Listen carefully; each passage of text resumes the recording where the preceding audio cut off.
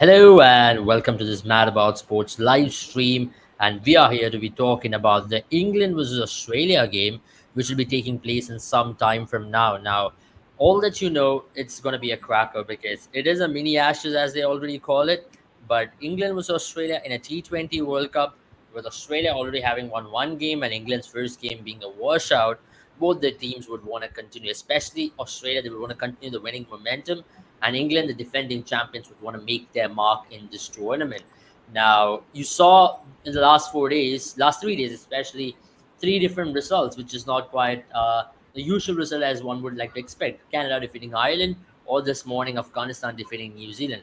I'm not quite sure if you have to call Afghanistan defeating New Zealand an upset of sorts because Afghanistan has already told the world what they can do in a big stage or during the 50-over World Cup. I have Jaren joining me once again. For those of you who do not know Jaren, just giving you a brief introduction, he's been an analyst with multiple teams, and also he's worked with leagues like TNPL, Karnataka Premier League, worked with Queensland Bulls, junior minor academies, and also he's carrying a variety of experience in cricket analytics.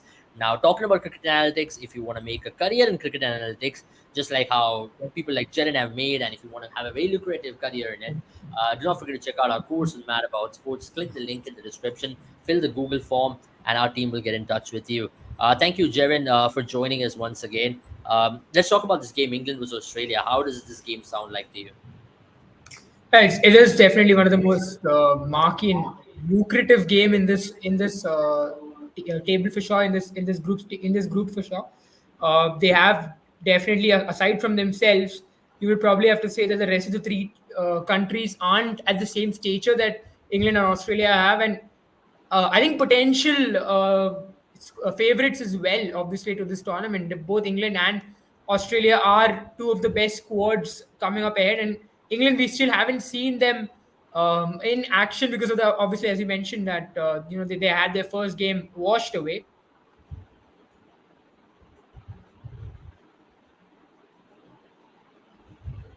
And win this, they might just seal the group for themselves and at least believe that from here on there will be no more challenges for them taking the top spot.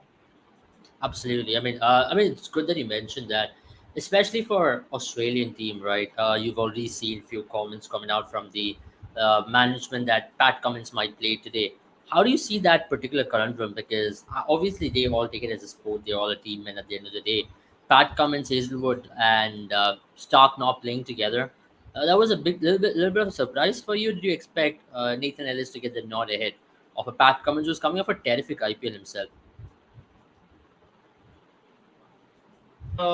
With Mitch Stark doing so well, you would probably have to say that Hazelwood and Pat Cummins have gotten that opportunity or that role really to perform well in the power play. So it was really surprising that they went for Nathan Ellis. I think the idea probably was to make sure you have a bowler who can ball in those in those slower pitches, and maybe his mastery over slower deliveries is the only reason that I can see Ellis getting a nod ahead. But I think with Pat Cummins, if he does come back, you'd have said that parity has been restored, or the status quo has been restored. And I think Australia are the strongest.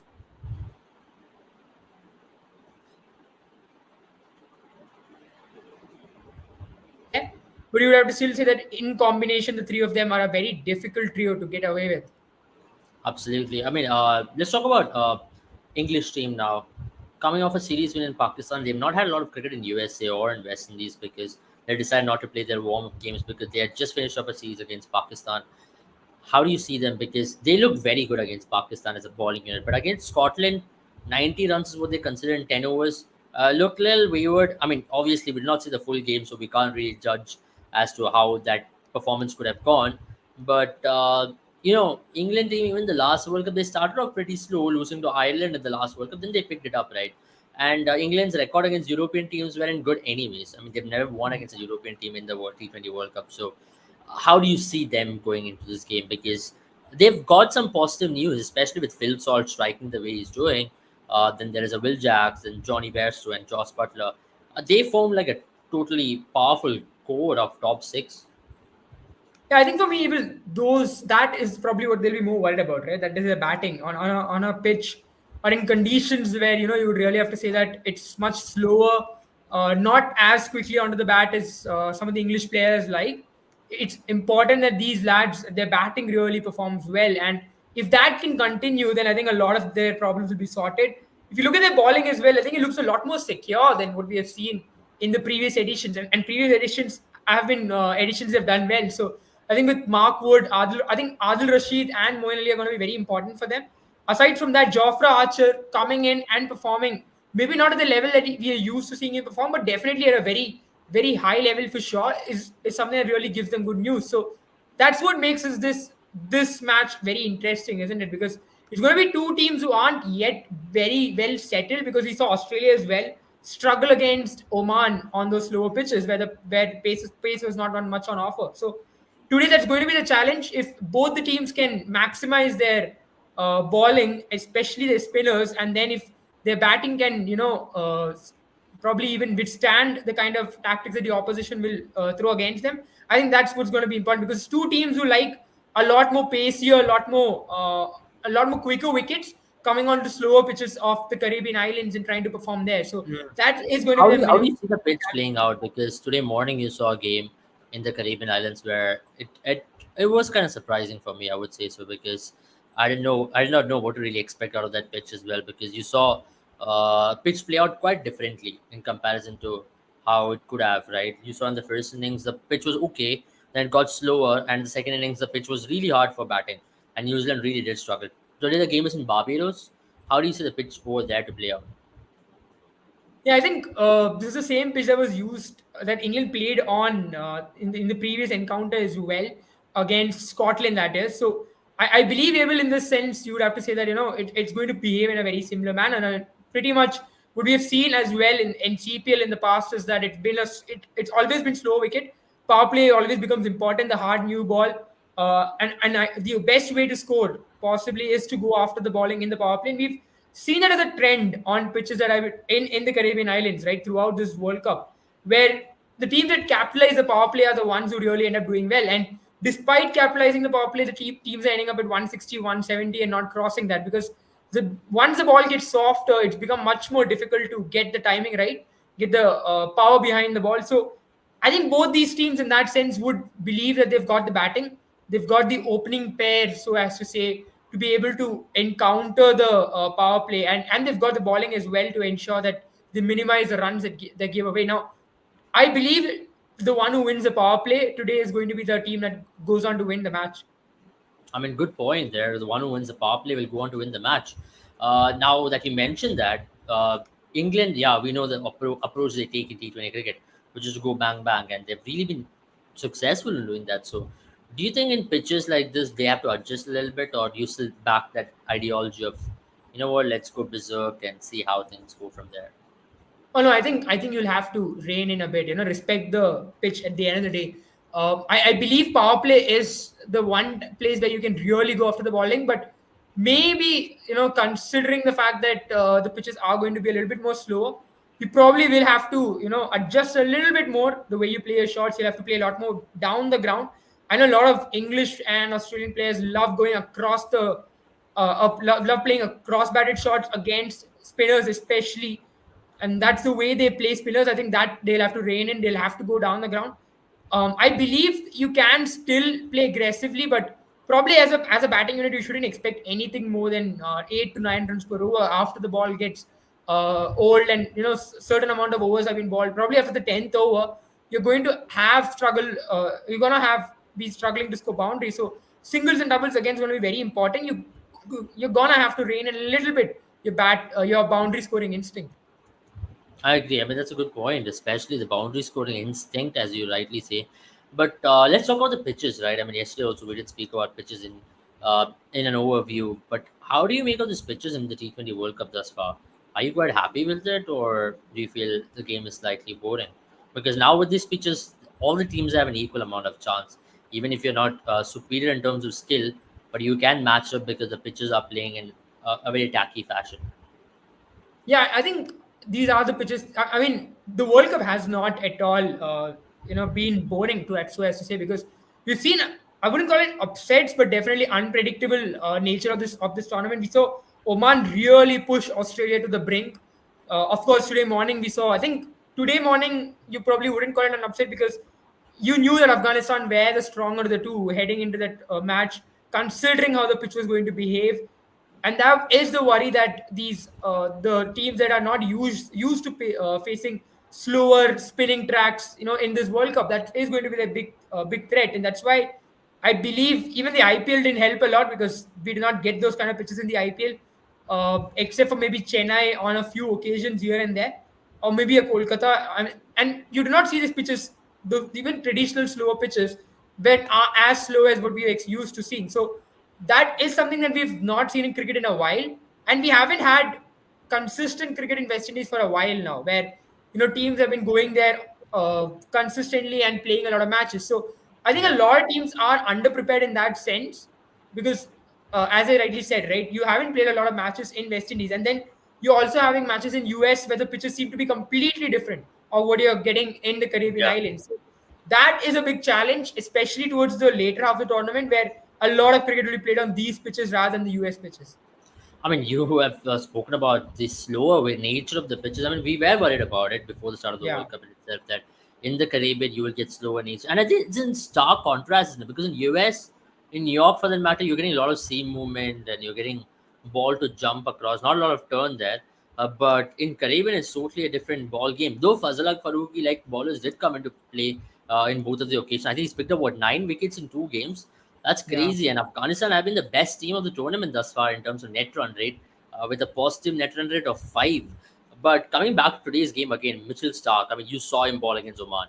He looked really good. And he looked like that form which he had gained in the latter half of the IPL, that's really, really showing in him. And he's confident.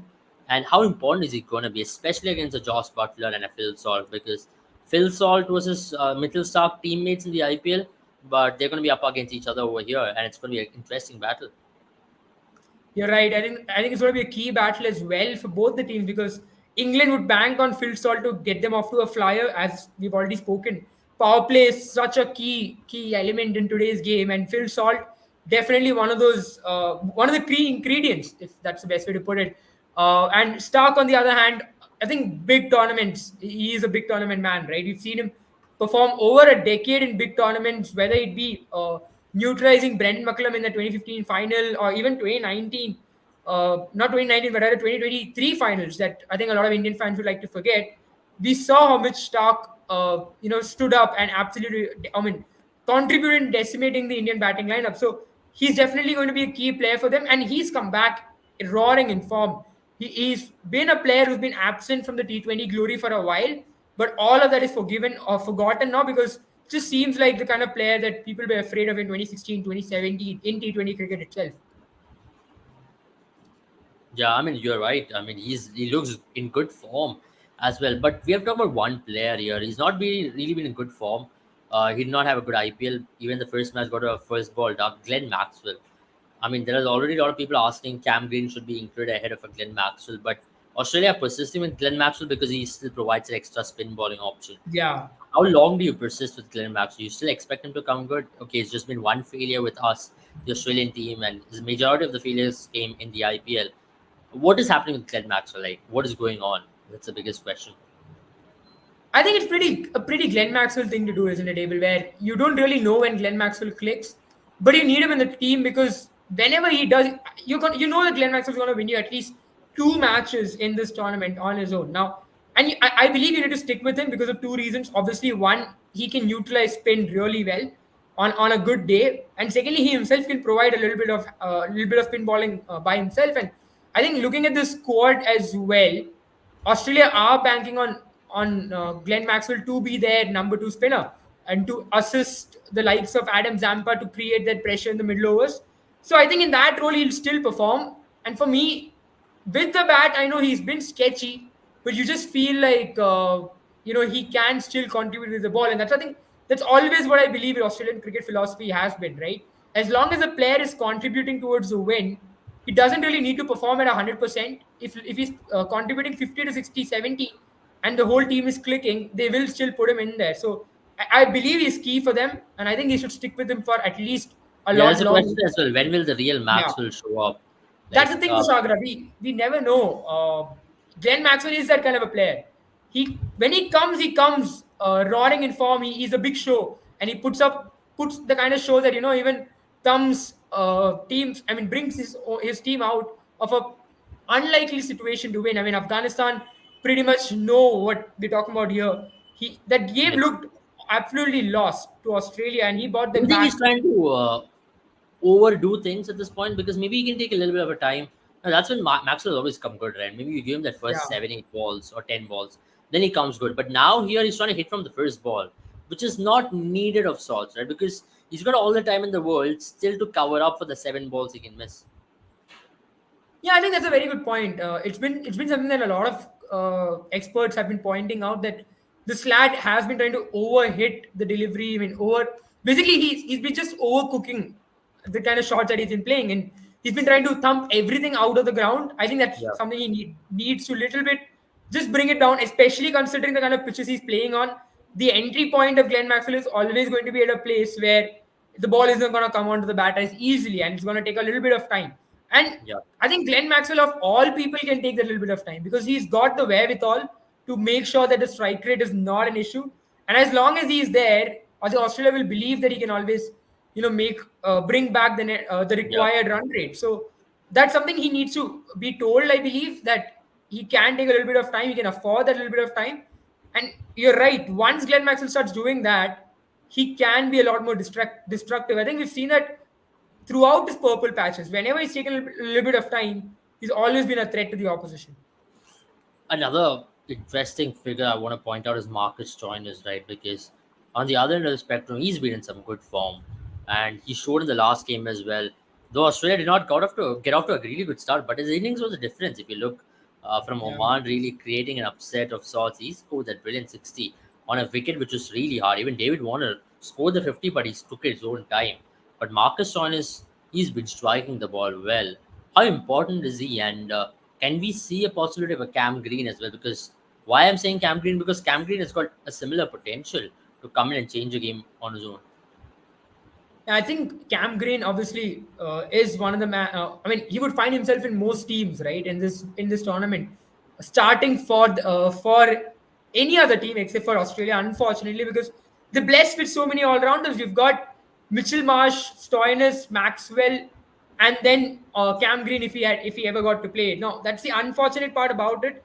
Is that because you've got Travis Head going so well at the top of the order, then you've got David Warner playing definitely playing his last ever T20 tournament, T20 World Cup. And then from there on, you've got Mitch Marsh, you've got Maxwell and Stoinis, all of whom who fit in a similar profile of a middle order batter who can play a long game. So that's the unfortunate reason why he's missing out. It's not his fault for any reason whatsoever. He had an underwhelming IPL for sure. And if you look at it, Maxwell also probably had an underwhelming IPL. I think it is a toss up between the two of them. Just the fact that the kind of conditions that Australia has gotten so far just suits Maxwell as a player a little bit more than Cam Green as a player. And that's the reason why he's finding himself out of the team at this point in time. I mean, I think another player I think we have to talk about it's from the English camp, and Josh Butler did not have a very good IPL that we all know about, and we did not get to see him bat in that first game as well. Even against Pakistan, I think he did not really have a very pleasing series of that sort. Yeah, I mean, Pakistan's Phil Salt had a couple of good games here and there. How do you see them go about it? Because Johnny Bairstow as well did not have a great IPL. I know he had one good knock against KKR in that where he scored 100 and took the team home in the highest ever chase. On that, a lot of their players have also been a little sketchy in terms of their form in totality. Because Moeen Ali is there. Moeen Ali is still batting as a finisher in that lineup.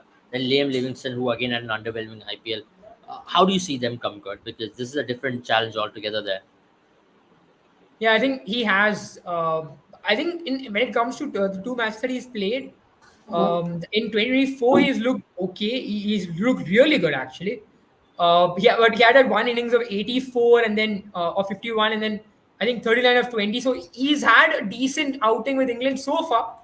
And I think with Josh Butler, all these guys, right? Liam Livingston, Josh Butler, you would have to say that, and Bairstow, you would have to say that it's form and not really technique or, they're not getting out one way, they're getting out multiple ways.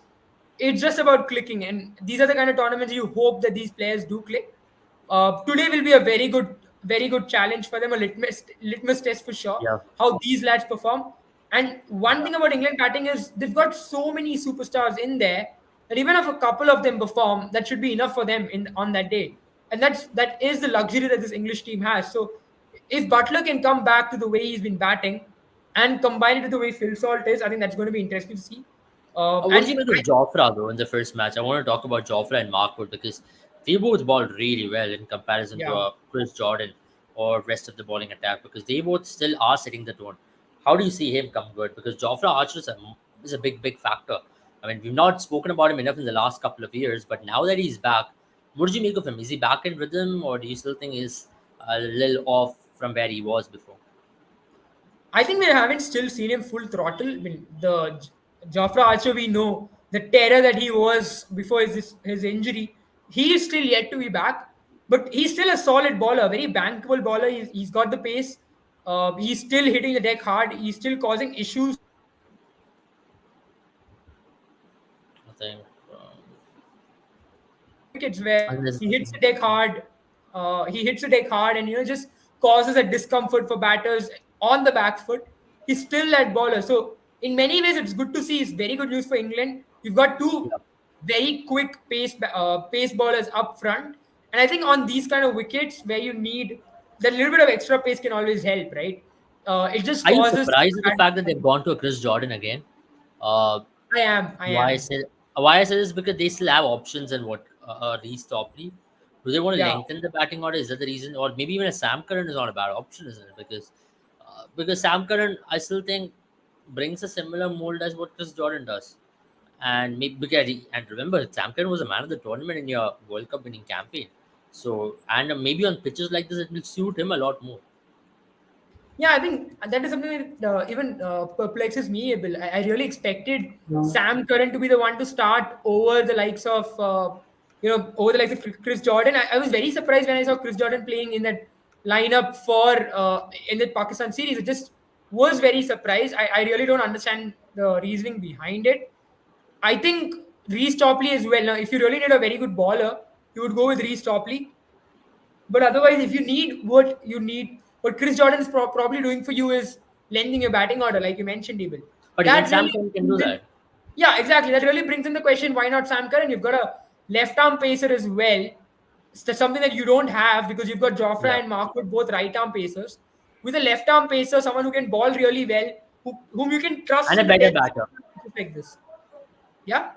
and a better batter at the end of the day. And a way better batter, definitely. I mean, I think him coming in number 8, number 9, really lengthens your batting order I mean, because that's he number was batting five in the for middle Punjab. order. So Yeah, he he's was batting a in the middle order bona for fide Punjab. batter.